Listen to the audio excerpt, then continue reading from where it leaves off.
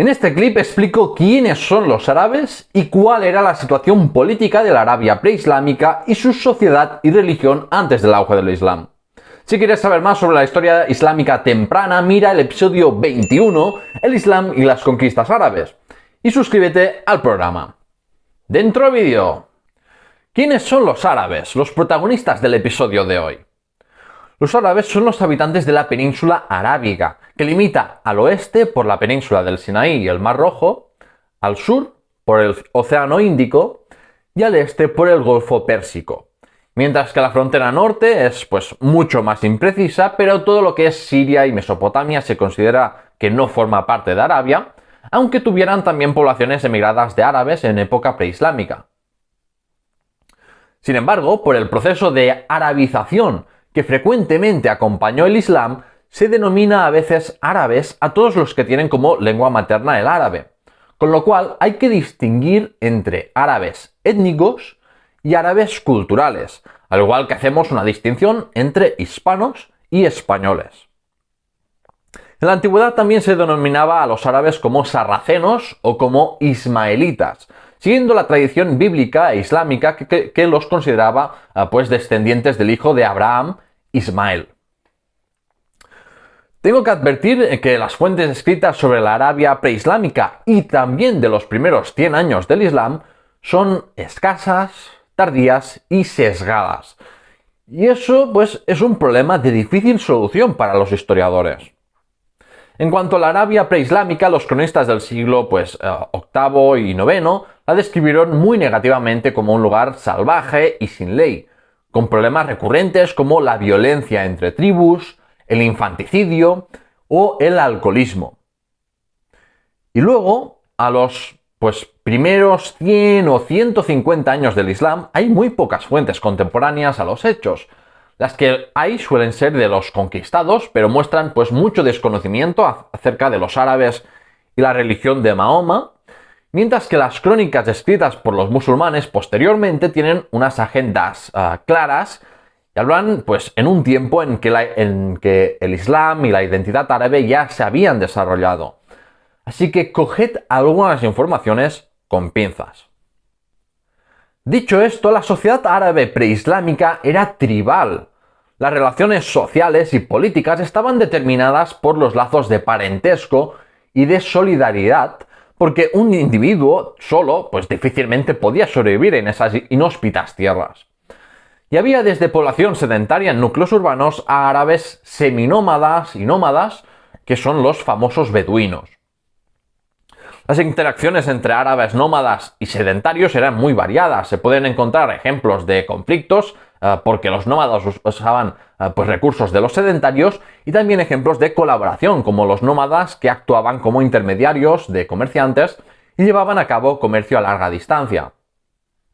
Otro aspecto clave en esa relación entre árabes nómadas y sedentarios era el aspecto militar, porque los sedentarios esperaban que una tribu nómada aliada los asistiera militarmente si así lo requerían en guerras o al viajar con sus caravanas, y esto a cambio de dar cobijo y provisiones a los nómadas cuando estos lo necesitasen. La importancia de la genealogía como forma de cohesión tribal para la cultura árabe preislámica e islámica queda reflejada en la onomástica árabe clásica. Primero empieza con un nombre de tradición bíblica y luego coránica, como por ejemplo Ahmad, Ibrahim, o un nombre compuesto como Abdallah o Abderrahman, que significa esclavo o siervo de Dios y el clemente respectivamente. Y a veces el nombre propio iba precedido de un apelativo respetuoso como Abu, que significa padre de, seguido del nombre del hijo mayor. Detrás del nombre propio se indicaba la descendencia por línea masculina mediante la palabra ibn, que significa hijo de. Detrás del patronímico viene el nisba, que indicaba el origen tribal o geográfico de una persona, precedido por el artículo al. Por ejemplo, al-Quraysh significa de la tribu del Quraysh, y al-Qurtubi significa de Córdoba. Finalmente, puede incluirse un apodo positivo o negativo o un título honorífico, como Al-Mansur, que significa el victorioso.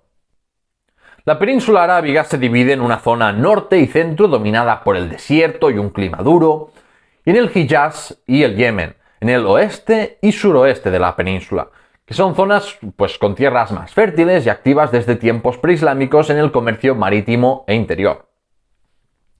Aún así, Arabia siempre fue un territorio seco y caluroso, y por las condiciones climáticas extremas nunca atrajo la atracción ni la atención de poderes extranjeros para conquistarla. El único intento de conquista fue por parte del emperador Augusto, pero la expedición fracasó por las duras condiciones de Arabia. La Arabia preislámica estaba dividida políticamente, y de hecho, nunca antes del califato había existido un estado que uniese a los árabes. Es más, ni siquiera existía la identidad árabe todavía. En el siglo VI existían 3 reinos árabes, todos ellos vasallos o del Imperio bizantino o del Imperio sasánida de Persia. Los gasánidas, al este de Palestina, vasallos de los bizantinos y cristianos monofisitas. Los lajmíes, cristianos nestorianos, vasallos de los sasánidas y vecinos de los gasánidas. Y los himyaríes, al sur de la península, en el Yemen, que tenían una posición privilegiada para el control de la ruta comercial marítima entre el Mediterráneo y la India y la África Oriental, y por eso fue disputado por el reino etíope de Aksum, los bizantinos y los sasánidas. Sin embargo, para principios del siglo VIII, estos reinos árabes, clientes de los 2 grandes imperios de la zona, habían desaparecido, ya fuera mediante anexión o por descomposición del Estado, fruto de la guerra entre los bizantinos y los sasánidas. Esa Arabia sin reinos era la que se encontró Mahoma, y eso fue clave para la construcción del Estado del profeta. La Arabia preislámica era tan diversa en términos religiosos y lingüísticos como en políticos. Había distintos dialectos del árabe y también se hablaba arameo, hebreo, persa o griego. La mayoría de la población árabe era politeísta, veneraba ídolos. Pero ya antes del Islam, la Kaaba de la Meca era un lugar sagrado y de peregrinación, como lo es para hoy para todos los musulmanes. El concepto de un dios superior, llamado en árabe Allah, ya existía, aunque su rol en la religión politeísta árabe sigue siendo un tema discutido. En Arabia también existían comunidades de cristianos monofisitas, zoroastristas y judíos, estos últimos numerosos en Medina y el Yemen, por lo que, aunque los árabes eran en su mayoría politeístas, el monoteísmo predicado por Mahoma no sería un concepto revolucionario para ellos, y el génesis del Islam puede ser visto en el contexto de la antigüedad tardía como parte de esa tendencia general hacia el monoteísmo.